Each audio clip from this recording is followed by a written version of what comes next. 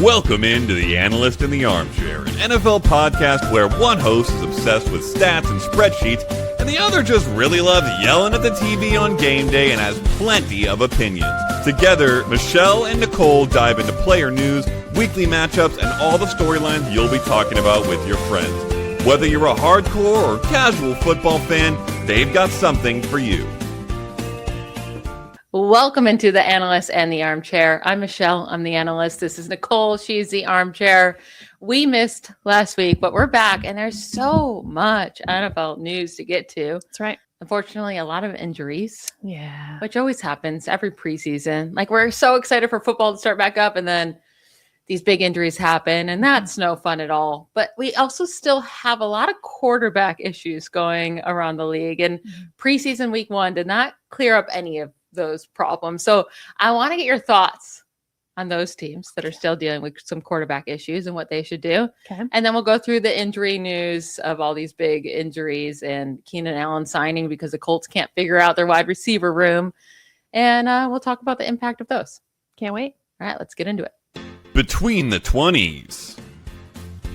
I'm going to start off asking you a couple questions. Okay. I just want all the knowledge in your little armchair brain here because I have a lot of thoughts. I just want to know your thoughts. I'm sure you do. So the Raiders, in their first preseason game, they start Kirk Cousins. Yep. They go down the field, score a touchdown right away. He looks really good. Yep. Again, it's one series in a preseason game. Sure. Fernando Mendoza comes in.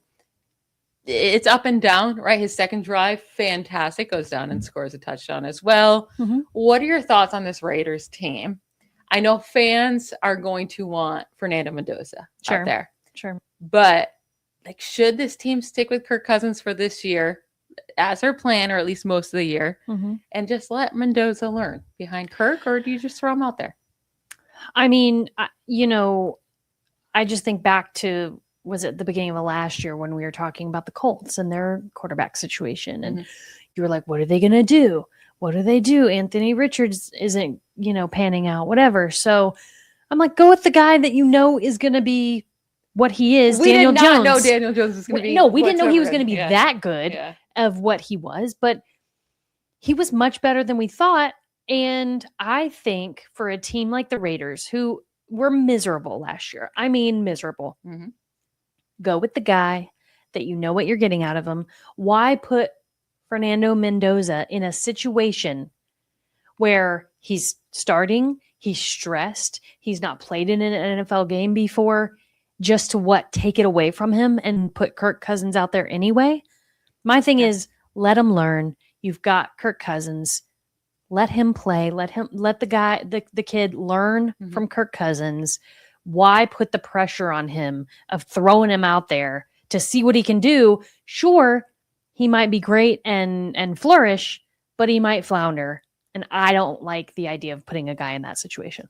Yeah, unless you're seeing Mendoza in practice just completely understand this offense and dominate Kirk Cousins, it has to be Kirk Cousins out there. And this is Tom Brady, like, really drilling it into the Raiders. Like, what you have to do is play Kirk Cousins this year, sit Mendoza. Now, I don't know if they're going to be able to do it all year, right? Like, if Kirk Cousins is winning one or two games throughout. You don't even have to do it all year, but you have to go into the first half of the season saying Kirk Cousins is the guy. Yeah, I completely agree, especially because the weapons aren't fantastic outside of Brock Bowers, right? It's not like he has a bunch of wide receivers to lean on. Sure. And Clint Kubiak's offense is like pretty confusing one with a lot of motion and a lot of movement and all that, where, I mean, Sam Darnold did do very good in that offense, but he's been in the league forever. Right. Like Mendoza, this is first year.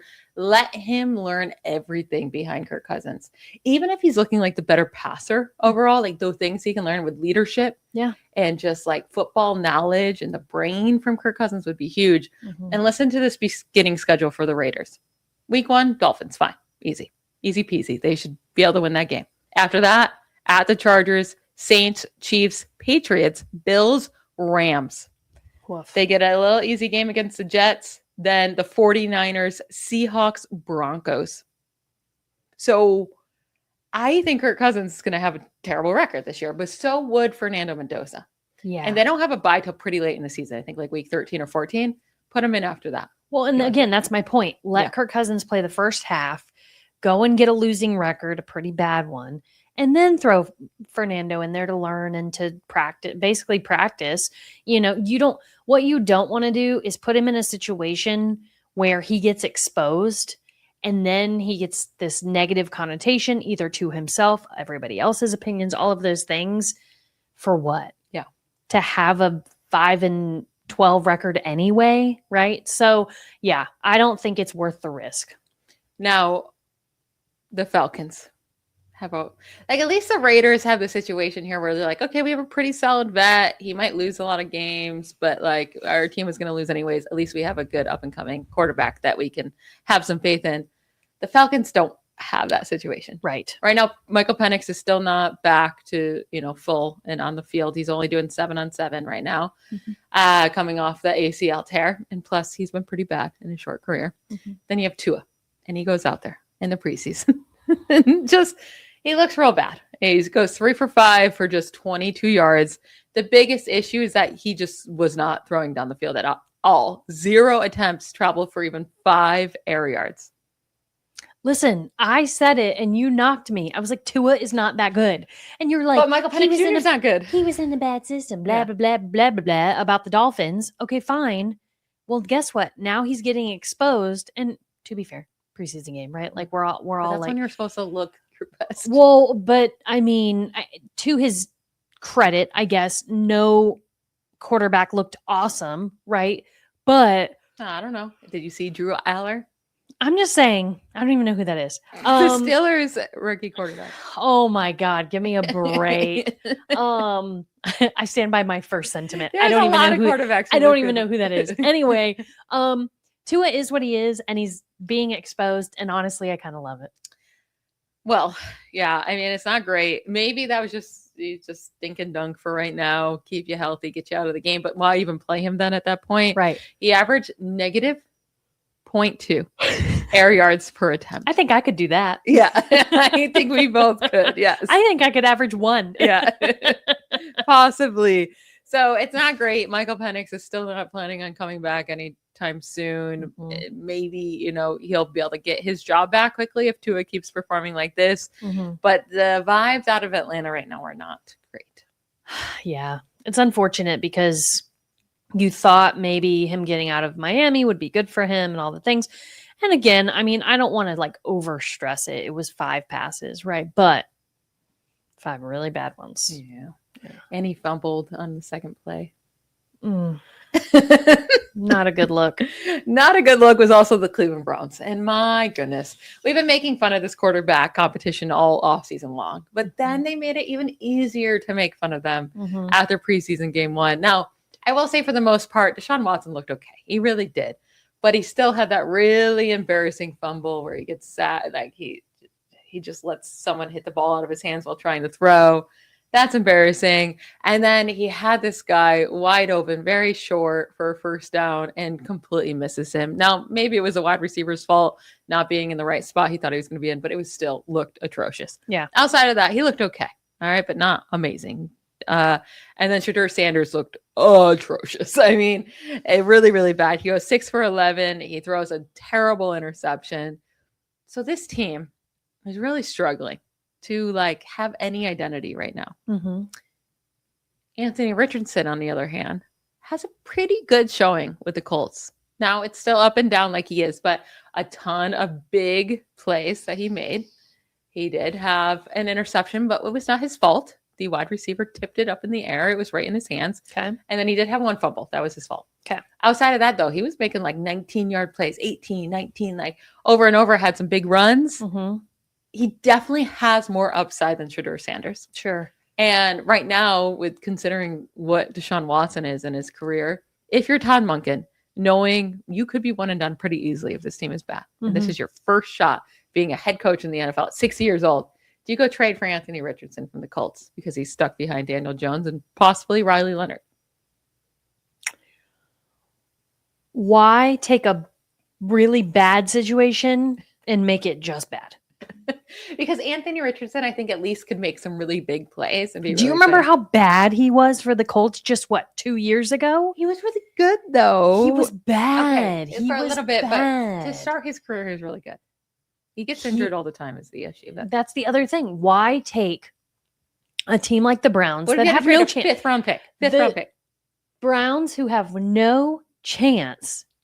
Now they've just lost their star defensive player who goes to the Rams, right? You have nothing. Why on God's green earth would you go from worse to just as bad? I mean, there's no upside except losing games by less. Who cares? I don't care if my team is losing by 3 points every game or 30 points every game. A loss is a loss is a loss. I do think Richardson would be better than both those guys. He can make but big for plays. What? Yeah, what? That's fair. For what? This for Todd season, Monken to try to keep for his what job. long term? That man is not keeping his job. It doesn't matter. He needs to try. And, he's been working with Lamar Jackson the last couple of years. And obviously Lamar Jackson is light years ahead of Anthony Richardson as an overall player. But they play in a similar way. Big arm, amazing athletic ability. Sure. Maybe get the most out of him. Listen, the Cleveland Browns are the best example of what we call in corporate America OFIs. Opportunities for improvement. Okay. They have opportunities coming out the yin yang. Okay. One guy, Anthony Richardson, is not going to make or break this team this year. But they have good weapons right now, good young weapons. So maybe they're just missing the quarterback. Maybe they are. You know what? I hope they do this trade and things and we can see it come to fruition and see who was right. Now, at the end of the day, though, they could just lose a lot of games and get a quarterback in the draft next year. That's supposed to be a really good draft class for quarterbacks. So it's like, what does it matter? And sure, if you want to win 3 more games than you're going to, great. Go for it. I will. I'm going to call a shot right now. If Anthony Richardson is still on this Colts team and they do not trade him away before the season, he's going to start games for the Colts this year. Because either Daniel Jones doesn't make it out healthy after coming back from the Achilles, fair, or he's atrocious and they have a bad record and they have to try someone else. Fair. I don't think that's like out of the realm of possibility. Yeah. I have no problem with that. Okay. And remember last year, Daniel Jones they technically brought beat in him anyway. Phillip Rivers because because Anthony Richardson was so bad. No, he couldn't play. His eye was destroyed. He was out all year. That too. It's like, And apparently his eye's not wrong with perfectly great you? right now still either. Anyway. All right, let's get to some news about injuries around the league. And these rookies are going down. And it's not great. I mean, all these guys who were drafted so early, we're excited to see. Starting with Saints rookie wide receiver Jordan Tyson. He's expected to miss about 2 months. And that kind of seems like the good case scenario after suffering a hamstring injury in practice this week. Now, this was the issue with the Saints drafting him 8th overall. He probably would have been the first wide receiver off the board if it wasn't for all the injuries throughout college. So Cardinal Tate goes first. Jordan Tyson has everything he needs to be an amazing wide receiver. But injuries. And the reason why he missed the final 3 games of his collegiate career was due to a hamstring injury. The reason why he couldn't get ready for the combine and show teams what he can do before the draft was because that hamstring injury was still lingering. And now the hamstring's back. Yeah. It's a bad look for the Saints who ended last season kind of on a high, right? And people are like, what is this? Yeah. Tyler Shook looks decent. Look at Chris Olave out there, right? So it's a big blow, I think, to anybody who's a Saints fan, right? You were like coming into the season really hopeful.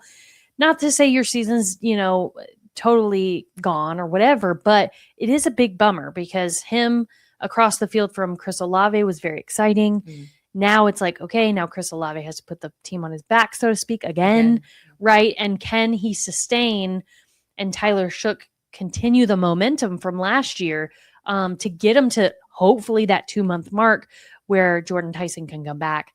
I don't know. And I don't know what their schedule looks like to say there's some games that would be toss-ups, right? Or honestly, like any game with the Saints in it's a toss-up. It's not like they're going to be a dominant team. Sure. Maybe if they're playing the Jets or the Dolphins or the Titans or something, you'd say, they should win. Sure. But outside of that, the middling teams, you'd say, okay, they have a shot. And the great teams are going to say, if they beat those teams, wow, good job. We didn't expect that. Right. It definitely is a huge loss right now, because the idea of Chris Olave with Jordan Tyson, it was like, okay, that could be one of the best wide receiver duos in the league to help Tyler Shook like grow in year 2. Well, and honestly, that's what happens when you take a risk, right? When you take a risk, you it either works out for you and it doesn't. And I don't want to say like their whole, season is done or whatever, but I mean, this is what happens when you take a risk on a guy who has specifically hamstring injuries. Yeah. So hopefully it pans out for them and they can, weather the storm, so to speak, but we'll just have to see. Still a shot that a doctor says, you should just shut down for the year, get surgery on the hamstring. Right. And he misses his full rookie season. Maybe that's the best thing for him, but that's not the best thing for the Saints. Yeah, probably for him personally. Yeah. I mean, now Devon Bailey has to step into wide receiver 2. It's not looking pretty. Mm-hmm. And they're going to have to go to Juwan Johnson again as their second most targeted guy. And I just don't think that's what they wanted. That was the whole reason they took such a good wide receiver early on. Right. Now, one injury that could have been avoided. It is Cardinals rookie running back, Jeremiah Love, who gets selected 3rd overall. And his stupid new head coach, Mike LaFleur, is like, we need you to prove yourself. And he literally said, we just wanted to see what this man can do. You took him 3rd overall because you know what he can do. Right. Because you saw what he did at Notre Dame. You saw what Jeremiah Love did at Notre Dame, how dominant he was. That's such a silly thing to say when you take a running back 3rd overall and you give him 14 touches in the first preseason game. And that was him playing throughout the entire first half. And on that 14th touch is when he sustained the high ankle sprain. And he could have got the high ankle sprain on touch 1, touch 2, touch 3. Sure. Yeah. But the more touches he kept getting, the more likelihood you can get hurt in a pointless game. Right. So now high ankle sprains are such a tricky thing. He's going to be out the rest of the preseason. We don't know if he's going to be ready for week 1. And guys coming back from a high ankle sprain, almost always their efficiency struggles, their production struggles. It takes a while to fully get back. Yeah. Infuriating.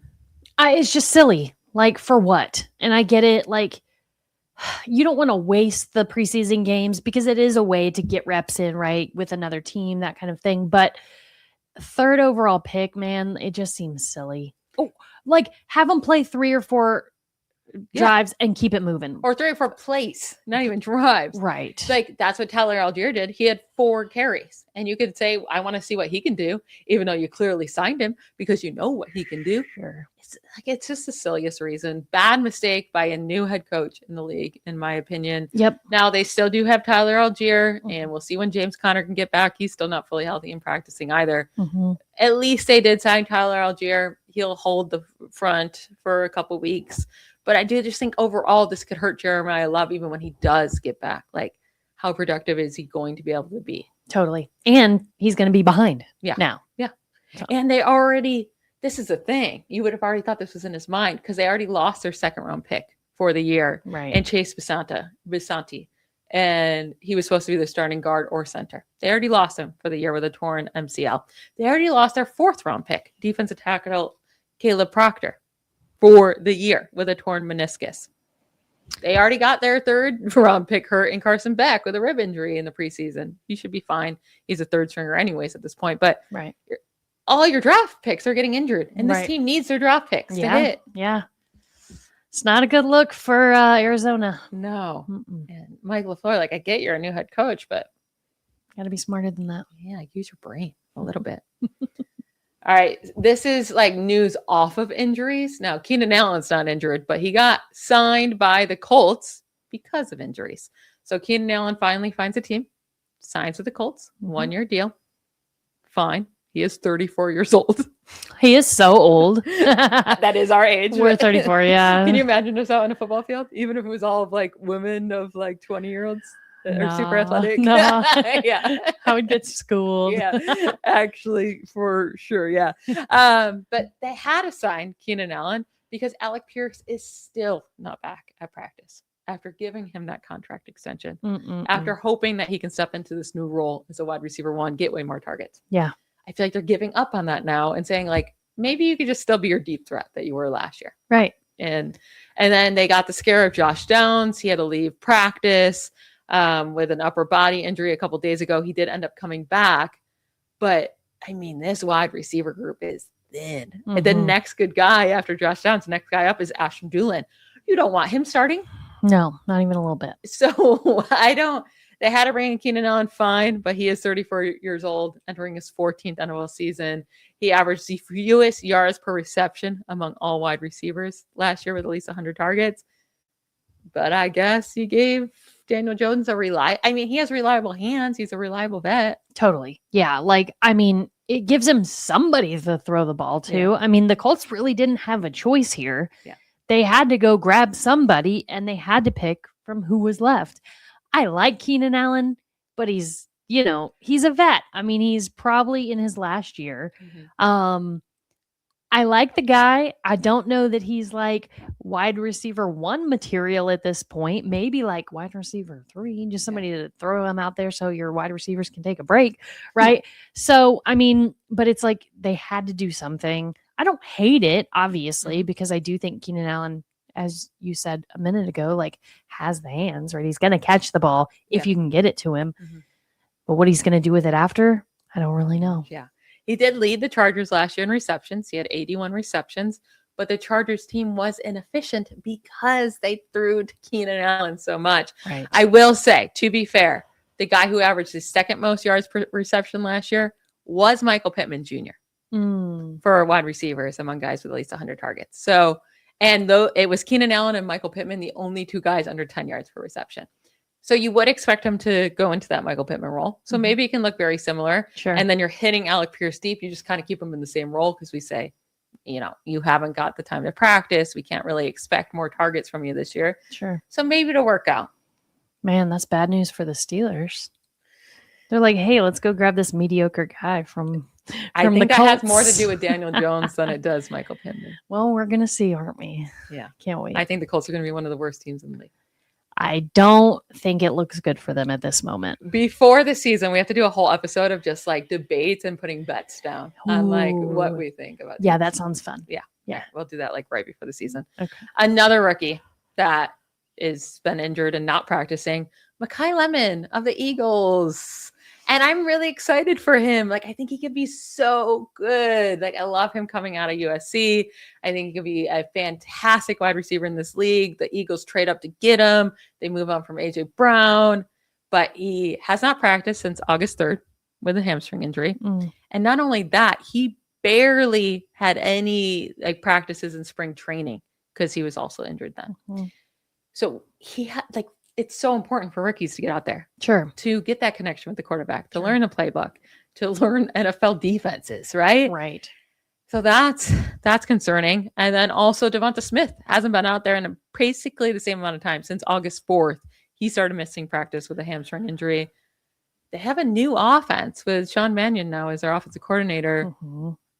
I mean, I want to love Mekhi Lemon. I do have him in all my fantasy leagues so far. Oh, wow. Yeah, but I am getting a little nervous. It's unfortunate. And I think for the Eagles with Devonta Smith, like, who are you throwing the ball to now? Dallas Goedert, Dontavian Wicks. I mean, because obviously Brown. A.J. Brown is gone, right? So there's a lot of question marks in the wide receiver hemisphere, you know, these days. It's like people, and what's up with the hamstring injuries? Hamstring or groins, man. If Stretch those out. do your deadlifts. Do your stretches before you get on the practice field, guys. I know you used to be super young and you didn't have to do in high school and college maybe as much, but you know, you get into your mid-20s. I mean, these guys are still young 20s. They should have super healthy hamstrings. Yikes. Yeah, scary. Yeah, that's so the Eagles, I mean, they have a hard division this year. Cowboys are supposed to be better. Commanders are going to be better. Maybe. The Giants should be better. They should be better, yeah. They have to be better than what 5 and 12. Yeah, right. Yeah. So. No, they should be. But yeah, they need to get these guys out there. And I think if Mekhi Lemon is trending towards getting back on the field, he's doing sprints on the sideline using the jug machine, but he needs a few weeks to ramp up here. And we're getting close to the season. For sure. Getting a little worried because I have high expectations for Mekhi Lemon. I think he can be the offensive player of the year. I know. You've said it. It's out there in the world. But I also don't want him to come back until that hamstring is like 1,000%. Yeah, I agree. I don't think anybody should come back when they're not 100%. Bad news for your Houston Texans. Ugh, I know. Their second-year wide receiver, who they took very, very early in the second round last year, Jaden Higgins, tore his ACL in practice. He's going to miss the whole season. That's really sad because there's a lot of hype around him. He showed flashes last year. Did. This could have been a huge piece for this Texans offense. Yes. Now, they still have Nycole Collins, and Jaden Higgins and Nycole Collins are pretty much identical players. Yeah. Outside of Nycole Collins being way better at this moment in their careers. Sure. They still have Jalen Knoll, who they took in the third round last year. And they still have Tank Dell, who should be coming back healthy. Right. We'll talk about him later. Yeah. And then Dalton Schultz. And then they have David Montgomery as a running back. So what are your thoughts here with Jaden Higgins' injury? I mean, obviously you don't want to see anybody get injured on your favorite team, right? But like it's a big blow, right? Because we're an offense that needs to show some identity this year, some sparks, right? And I think at the end of last year, Higgins really started to be a really good target for CJ. But I mean, it's unfortunate. I think to your point, I'm glad that Tank Dell is going to be back, right? And what do you think he's going to look like, though? I don't know. I don't know. Is that knee shot? Is that like I shot? sure hope not. And I don't think so. I mean, from what I've seen, he's looking good. So we're going to see. But it's a big bummer, I think, especially somebody this young in their career. Yeah. It's unfortunate after he had a good rookie season. Yeah. So. I'm wondering if like Keenan Allen was still out there, if the Texans would have went out and signed him because they lost. I mean, Jaden Higgins was supposed to be a starter. Right. They lost a starting wide receiver. Yeah. That's pretty huge. Yeah, we're going to see. And maybe Hutchinson could step up this year, too. True. Xavier Hutchinson's pretty solid. Yeah. So, I mean, we're just going to need some guys to step it up this year. And luckily, the defense is so amazing. The offense just has to be mediocre. Please. Yeah. And David Montgomery ball out. I can't wait for that first sack. I'm just against Josh Allen, hopefully. Foaming at the mouth. Week 1. Yeah. Are you going to go to the game? I don't know that my pocketbook is, as the old people say, good to go to week. Guys, get to show more reviews and likes and listens. Listen, your girls need to go to some games, okay? It's killing me that we can't go to the Steelers and Texans game. Yeah, well, it's still a little bit away. Maybe we can. That's true. That's true. A couple other smaller injuries, but still impactful, especially Tyler Biadasz of the Chargers. He's out indefinitely after injuring his ACL. It was not a tear, but he's supposed to be out for quite a while. We don't know yet. And this whole thing about me loving the Chargers is they fix up their offensive line, right? And they still have their elite tackles on the outside right now. They still have new guards, but Tyler Biadasz was a great signing by them after losing Bradley Bozeman to retirement out of nowhere. Now I don't know where they go from here. Like, I'm telling you, be pretty. You've been big on them for a while. I'm not going to get off of the Chargers because the center goes down, but this is a big loss and could be a big deal for this offense in terms of protecting Justin Herbert and in terms of how great their rushing offense, I think, can be. This could be a little bit of a downer. I still expect great things from Marion Hampton and Justin Herbert, though. Yeah. Well, we'll see. I mean, for your sake, I'm hoping so, but I'm just not big on the Chargers. So we're going to see. I very much am. Now, last piece of news here, and we are going to start getting into some fantasy football here in a second. So this goes with it because all of a sudden, Travis Etienne, formerly known, doesn't have as much usually. Yeah, his last name is actually pronounced Etienne, like Devin Etienne almost. What? Yeah. So apparently everyone's been pronouncing his name wrong. And he just didn't say anything? Yeah, he just decided to say now. He says he doesn't care how you say it. Are you saying it with like a CH? It's like, kind of like Etienne. Yeah, I don't even know if I'm saying it right. Wow. I still say Travis Etienne offside of podcast, but we should say his last name right, I guess. Okay. Yeah. I mean, if that's what it is, I'm happy to say but it I feel like so many people don't know. So when you say that, but you said like, formerly Travis Etienne. Yeah. And so is his brother changing it too? Well, that's how you pronounce. It's not changing it. That's but just you how know what I mean? Yeah. Like changing the perception. Luckily, no one talks about Trevor. So well, I know, but I'm just making sure they're both on the same page about like, bro, I'm going to tell them. And then he's like, okay, bro, Yeah, it's kind of annoying. But anyways, I get it. Okay, anyway. You should have just said something to begin with. Because, especially like I hate it. I hate it when I ask somebody like, oh, how do you pronounce that? And they're like, oh, it doesn't matter. I'm like, it's your name. Yeah. Like, whatever. Continue. And like, yeah, I've had a really hard last name growing up. And I guess sometimes you're just like over it and you're like, yeah, just say whatever. Like Well, it's teachers like my should be name. like Mazuziak or Magic. And I'm like, yeah, whatever. I get Like what my you're saying. name, I'm not going to correct every single person to spell it correctly, but like you're going to say it correctly. Yeah. Like if people were out here saying, hey, Nycole, only my car can call me Nycole. No one else can. Only you know what I AI. mean? Only my little AI bots and Yeah. things. Anyways, Travis Etienne. Very good. He, I mean, is looking much better now to take in fantasy because Alvin Kamara is expected to miss at least a month with a sprained MCL. The thing with Alvin Kamara, he's at the end of his career anyways. But the biggest issue is we just don't know how much workload he's going to get. And is he going to be heavily involved as a receiver? Like, what's the workload split going to be between these two guys? Yeah. But if he's going to miss the next month with a sprained MCL, maybe not be back for the beginning of the season, it looks like, then HN is going to get a really solid like situation here where he gets to prove like I should be your workhorse running back. Mhm. I can do it and get all the workload. And then Alvin Kamara, when he does come back, it's going to be off of a knee injury where it's like he's already slowed down and his efficiency has already been bad. How much is he really going to be able to play? Yeah. I think it's totally. So, yeah. I think he's moving up my draft boards in fantasy. Okay. Speaking of fantasy, next week we're going to do a full fantasy show to help you get prepped for your fantasy league. But if you do have a draft this weekend, we are going to give you one late round player each that we say you have to draft in fantasy football this year. 2-minute warning. All right, Nycole, you're going to be a homer. I am. But who is your number one sleeper in fantasy that you think everyone should be leaving their drafts with? You could take him in the last round if you want to. Well, I don't know if he's going to last that long, Yes, hopefully. Yes, he is.